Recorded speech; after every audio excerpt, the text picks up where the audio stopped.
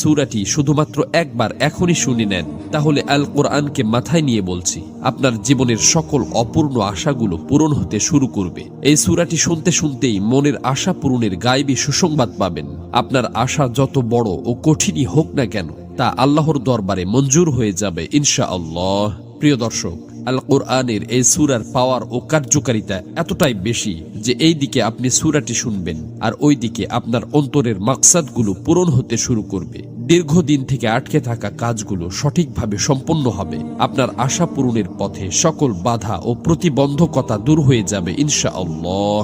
আপনার অশান্ত হৃদয় শান্তিতে ভরে উঠবে। আপনি মানসিক শক্তিতে বলীয়ান হতে শুরু করবেন। সকল দুশ্চিন্তা ও পেরেশানি খতম হয়ে চতুর্দিক থেকে সুখের বার্তা পেতে থাকবেন।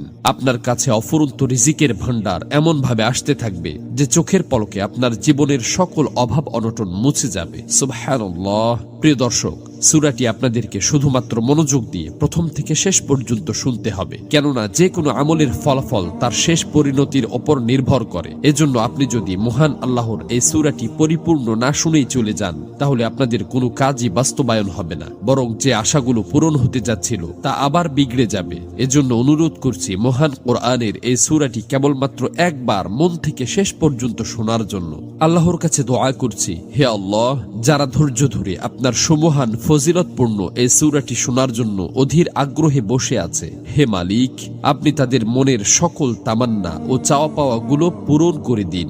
আমিন। কমেন্ট বক্সে আপনিও আমিন লিখে দোয়াতে শরীক থাকুন, কেননা কে জানে যে কার দোয়া কখন কবুল হয়ে যায়। তো চলুন সূরাটি শুনে নেওয়া যাক।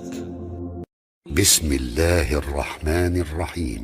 আতা আমরুল্লাহি ফালা তাস্তাজিলুহু সুবহানাহু ওয়া তাআলা